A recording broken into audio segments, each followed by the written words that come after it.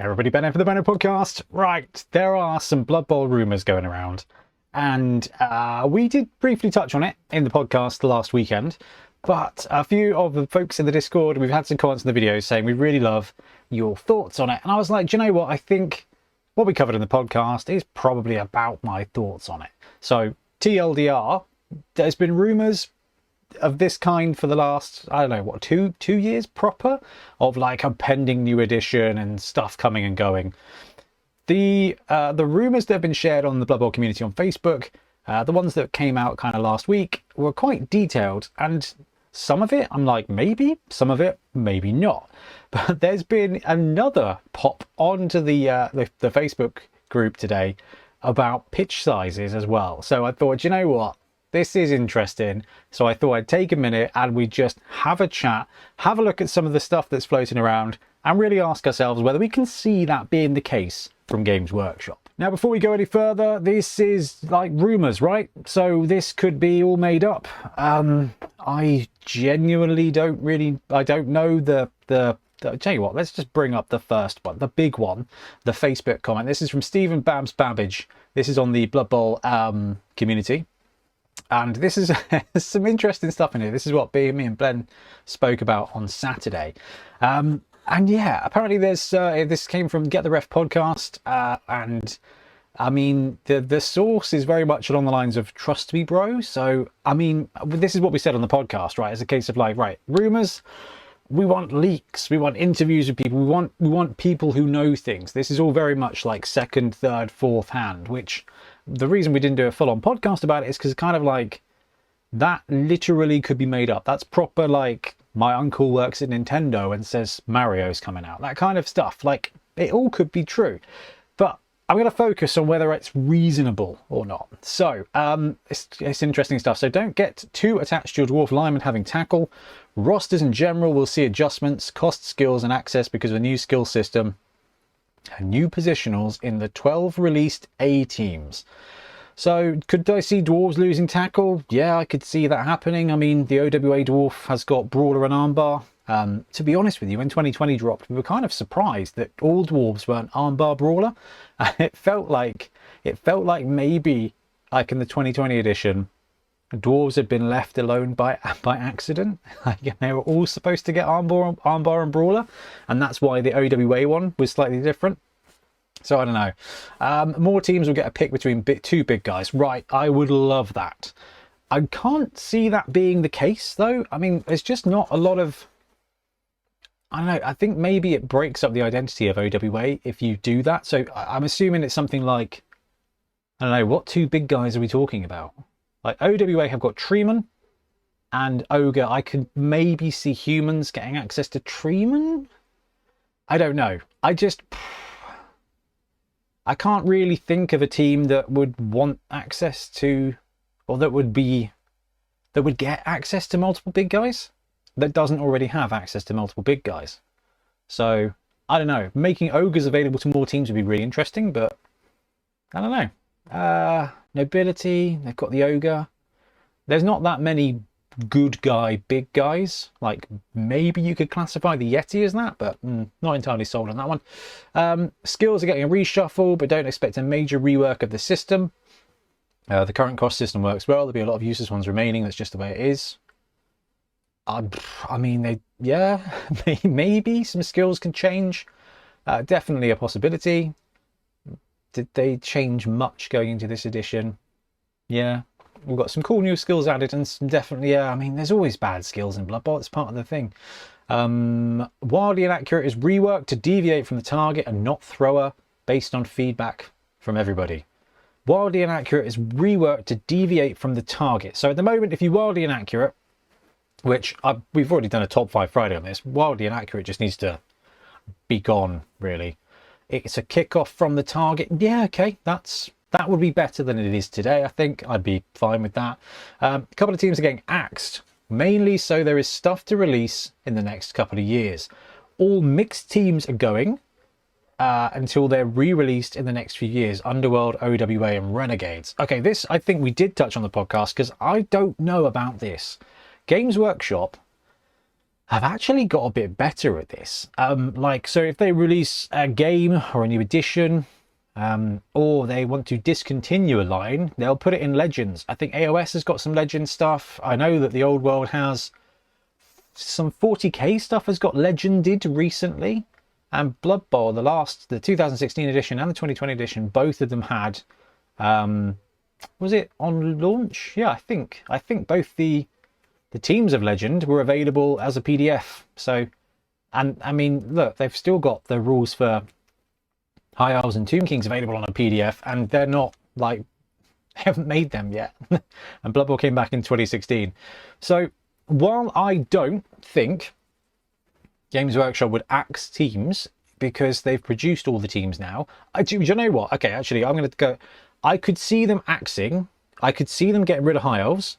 In fact, when we were at Beachhead, someone said this, that they're getting rid of High Elves and they're going to bring Sea Elves in. And I remember thinking, all right, that's quite interesting. The High Elf roster is very close to the Elven Union roster.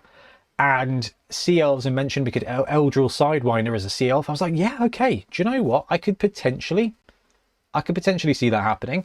But like with other teams that they already make, because every other team in Blood Bowl, with the exception of Tomb Kings and High Elves, they already make.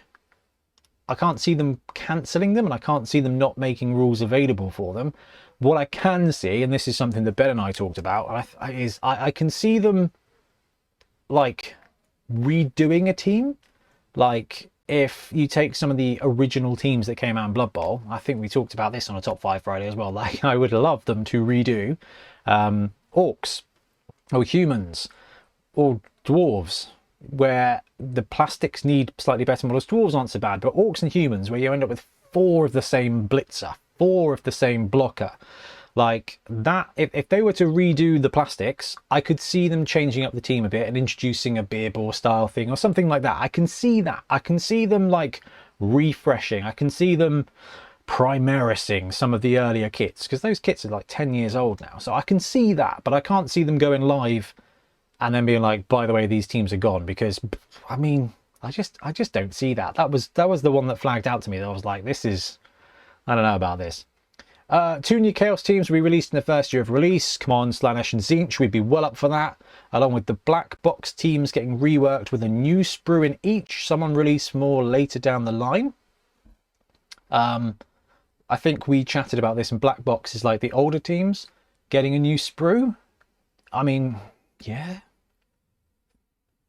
I can't see them adding a brand new sprue and keeping old sprues. I can see them redoing the older kits, and I'd be very excited for them to redo the older kits because they are a bit lackluster these days.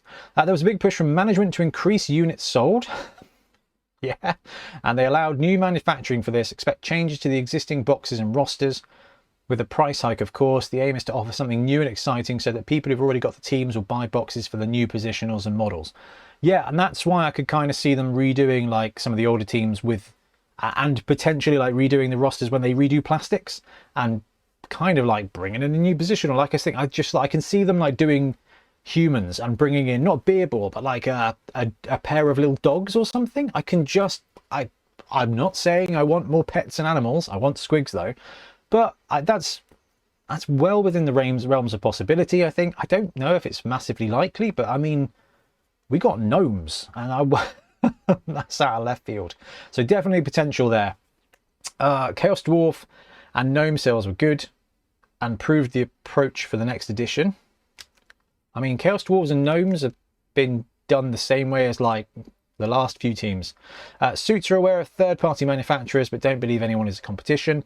The only reason they want retooling is the product owner's plans for the updated range to sell better than the old one. I don't really know what that means. I don't believe they think third-party manufacturers are a threat. I think Games Workshop is just in its own league, that they don't, you know, I think that classic, like, is it Mad Men meme where he's like, I don't think about you at all. I think that's kind of how Games Workshop works. The new factory will have increased capacity from Q3 2026, not to cut in mainline game production. That's a long way away. 2 yearly boxes were made into the... Right, okay. The next bit is the bit that I think we talked about in the podcast that I was like, yes, please sign me up. September 25, new box. March 26, 2 new teams. July 26, new team in Death Zone. 11 26 new teams. So that's new box this year and then 3 teams next year. I don't care what the teams are. I don't care if they're retooled, reboxed, resculpted, brand new teams. I super don't care. Everything has been set for the last 7 months. It's just logistics. The 3 new teams, then 3 new teams released every year onwards for the next 5 years. All right, I'd be well up for that too. So the reason we kind of didn't delve into the rumors too much is because there's not really anything there. Like, because it is just stuff that is talked about or on a wish list somewhere. And I can see most of that being the case. I really can't see them canning teams. I can see them updating them, but I can't see them canning them. Now, there was one other thing. Can I hide my little face, or are we going to have to do it this way? Click, click. Right, this one came up today. This is why I wanted to do this little video now instead of kind of stuff. Is one of the lads shared this in our Wobble group.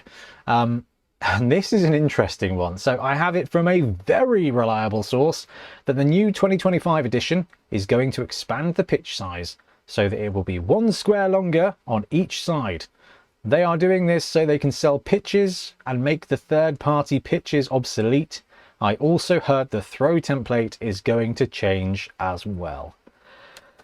So my initial reaction is I really don't think that's going to be the case. I really don't think that's going to be the case. But it's Games Workshop, right? So I don't know. Like, I would say a 99% that they're not going to change the pitch moving forward, because they've just made, what, 27 pitches, and you've got to assume they've got some of those in stock. But it is Games Workshop, and it wouldn't be right. I don't think it's the third party market. Is if they brought out something with a new pitch, so a new edition or whatever with a new pitch size, it would force people to buy pitches. So if they want to make money, I mean, they could do that. So I mean, it is a possibility. That's what we said going into this video, is we would talk about whether or not this stuff is possible. It is a possibility. I don't think that's going to be the case. They introduced a different like scale in this edition, which I for the most part think was a really good thing. But it didn't invalidate the old pitches. I mean, as a Skaven player, if the pitch was a bit longer, I wouldn't really care, as long as the pitch wasn't 18 squares deep instead of 13. Like, that wouldn't be a problem for me, so I'm all for it. The difficulty there is fitting this on the pitch. So we're very lucky. We've got good space in our studio, so we were able to bust out the 40mm Squigmire pitch, and it fit on a 4x6 without a problem. So I have no issues with that. So yeah, this one I thought was interesting when the guys shared it in the chat. I'm not at all convinced that's the case. It's just a really interesting time, right? And I am the biggest proponent of coming up with interesting things in the world of Blood Bowl, and I love kind of trying to put the puzzles together. That's why I was so weirded out when we got no announcement at all in sort of May time, because I was like, right, no FAQ in November. I can see us getting an announcement then in that thing. And then, you know, May came around and we got an FAQ. So we've got no release, no news, but the FAQ's still there, which, yeah, I don't know. It's all a really interesting time in Blood Bowl, because Games Workshop have kind of gone silent, with the exception of like putting out a couple of stars that they showed off last year, and, you know, an FAQ and some articles. I really don't know. But I love seeing all this rumour stuff, because I am a huge what if kind of guy. I'm like, what if? What if? What if the throwing template and the pitch size grows?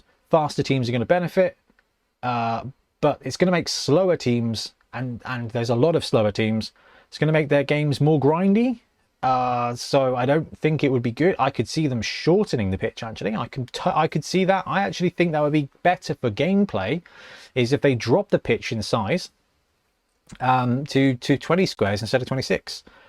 I can see that, and I can see that actually providing a faster twitch game, which is my concern with the Games Workshop stuff, is that when they inevitably drop a new edition for Blood Bowl, that they try and make it faster. and fast twitch and simplify it. That's my concern. I don't think that making the pitch bigger is likely to be a concern.